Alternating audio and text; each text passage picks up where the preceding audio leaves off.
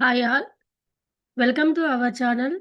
Myself Madhavi. Today మనం చెప్పబోయే topic గురించి ఒక సబ్స్క్రైబర్ అడిగారు. ఏమని అడిగారంటే, డాక్టర్ ఇన్ పార్ట్ పర్ఫార్మెన్స్‌లో ఫస్ట్ టాపిక్ వచ్చేసి doctrine part performance Indian VS English law అంటే ఏమిటి? అని ఒక సబ్స్క్రైబర్ అడిగారు. వాటి గురించి మనము టుడే తెలుగులో డిస్కషన్ చేసుకుందాం.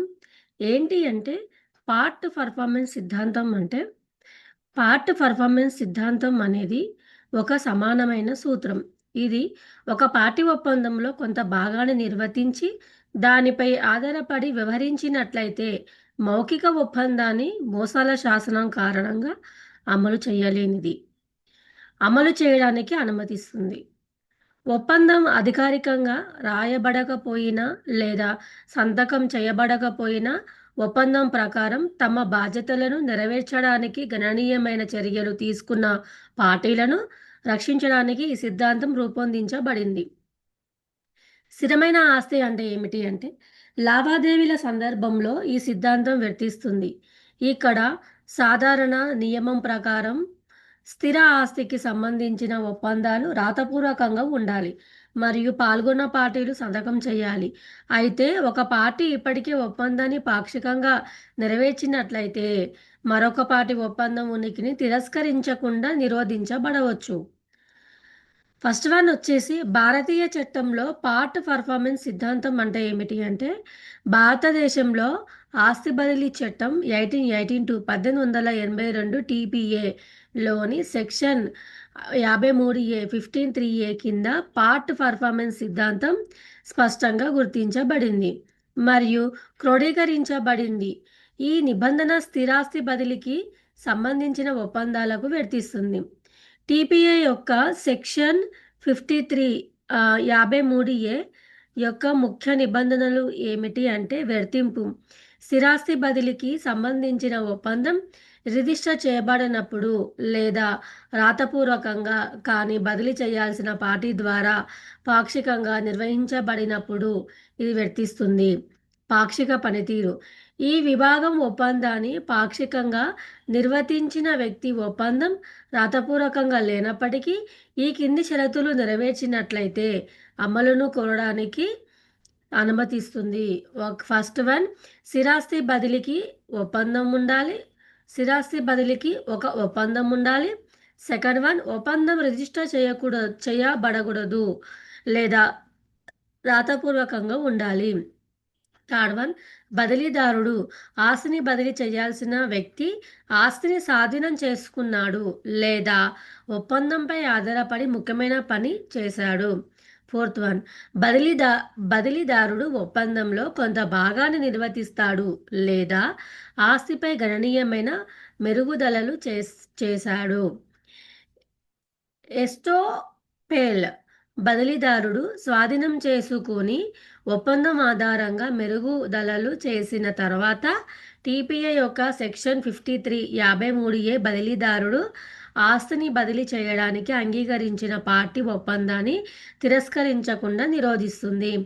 భారతీయ చట్ట ప్రకారం ఉదాహరణ ఏ మరియు బి మౌఖిక ఒప్పందంలోకి ప్రవేశించారని అనుకుందాం.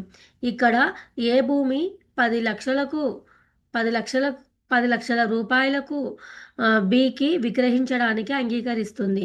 ఒప్పందం రాతపూర్వకంగా లేనప్పటికీ బి భూమిని స్వాధీనం చేసుకొని దానిపై ఒక భవనాన్ని నిర్మిస్తుంది.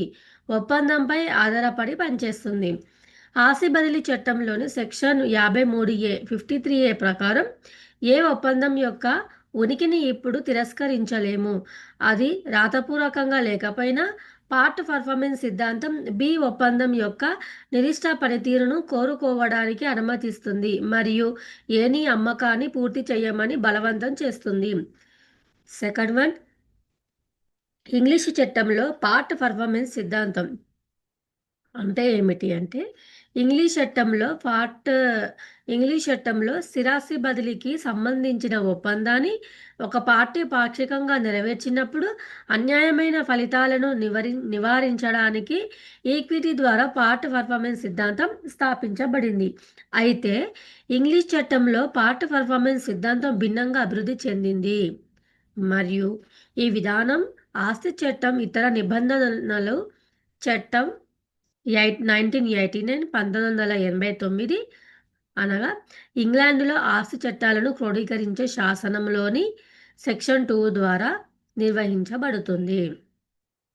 ఇంగ్లీష్ చట్టంలో ముఖ్య లక్షణాలు ఏమిటి అంటే, మోసాల శాసనం భూమి అమ్మకం లేదా బదిలీకి సంబంధించిన మోసాల శాసనం చారిత్రాత్మకంగా అవసరమైన ఒప్పందాలు అమలు చేయడానికి రాతపూర్వకంగా ఉండాలి.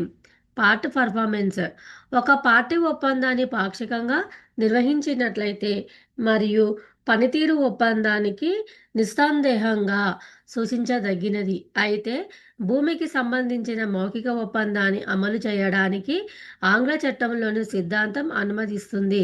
దీని అర్థం పనితీరు ఒప్పందం యొక్క నిబంధనలను నెరవేర్చే ఉద్దేశముతో జరిగిందని మరియు వేరే ప్రయోజనం కోసం కాదని సూచించాలి. నిర్దిష్ట పనితీరు చర్యలు ఇంగ్లీష్ చట్టంలో పనితీరు ఒప్పందానికి సాక్ష్యంగా బడేంత స్పష్టంగా మరియు స్పష్టంగా ఉండాలి. పార్ట్ పర్ఫార్మెన్స్ చర్యలు వీటిని కలిగి ఉండవచ్చు. ఫస్ట్ వన్ ఆస్తిని స్వాధీనం చేసుకోవడం, సెకండ్ వన్ కొనుగోలు ధరల్లో కొంత భాగాన్ని చెల్లించడం, థర్డ్ వన్ భూమిపై మెరుగుదలలు. ఎస్టోపేల్ భారతీయ చట్టంలో వలె భారతీయ చట్టంలో వలె ఇంగ్లీష్ చట్టం కూడా పార్ట్ పర్ఫార్మెన్స్కు అనుమతి ఇచ్చిన పార్టీ ఒప్పందాన్ని తిరస్కరించకుండా నిరోధిస్తుంది. ఇది ఈక్విటబుల్ ఎస్టోపేల్ ద్వారా జరుగుతుంది. ఇది ఒప్పందం కుదుర్చుకోలేదని పార్టీని వాదించకుండా ఆపుతుంది, నిరోధిస్తుంది. ఇంగ్లీష్ చట్ట ప్రకారం ఉదాహరణ ఎక్స్ భూమిని ఎక్స్ భూమిని ఎక్స్ భూమిని 10 లక్షల రూపాయలకి విక్రయించడానికి వైతో మౌఖికంగా అంగీకరించినట్లు ఊహించుకోండి. వై భూమిని స్వాధీనం చేసుకుంటాడు. పార్ట్ పర్ఫార్మెన్సుగా 20,000 రూపాయలు చెల్లిస్తాడు మరియు భూమిపై ఇల్లు నిర్మించడం ప్రారంభిస్తాడు. ఒప్పందం రాతపూర్వకంగా లేనప్పటికీ అంటే మోసాల శాసనం ప్రకారం వైపార్ట్ పర్ఫార్మెన్స్ సిద్ధాంతం ఆధారంగా ఒప్పందాన్ని అమలు చేయాలని క్లెయిమ్ చేయవచ్చు. స్వాధీన చర్యలు పార్ట్ పెయింట్ మరియు మెరుగుదలలు ఒప్పందం జరిగిందని మరియు ఈక్విటీలో అమలు చేయదగినదని తగినంత ఆధారాలుగా భావిస్తారు.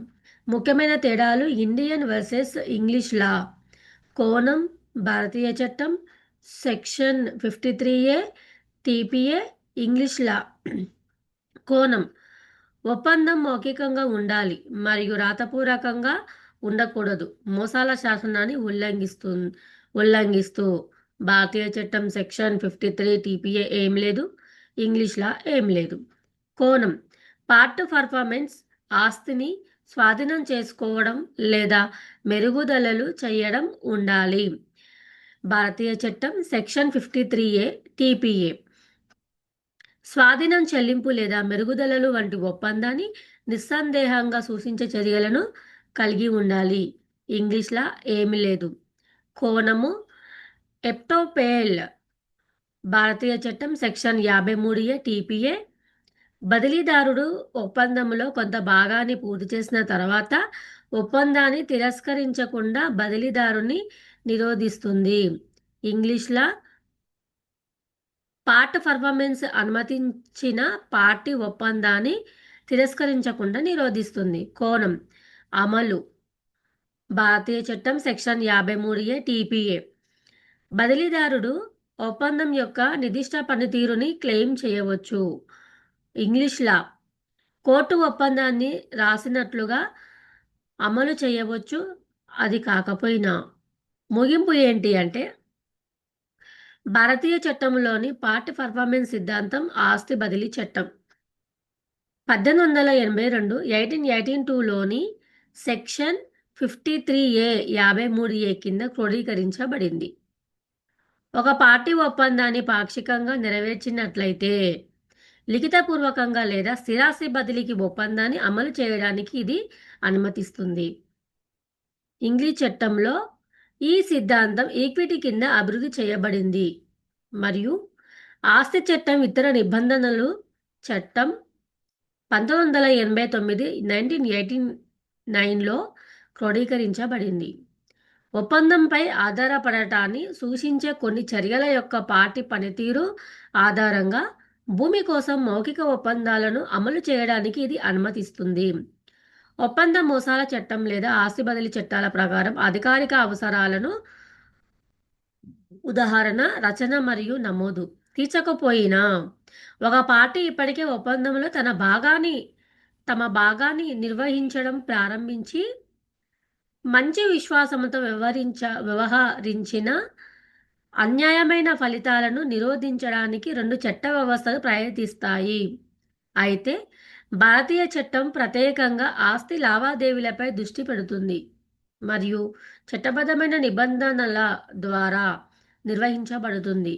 అయితే ఇంగ్లీష్ చట్టం యొక్క సిద్ధాంతం ఈక్విటీ మరియు సాధారణ ఆస్తి చట్టంలో ఎక్కువగా పాతుకుపోయింది. ఐవిఎస్ మీకు ఈ వీడియో నచ్చినట్లయితే like and share and subscribe చేయండి.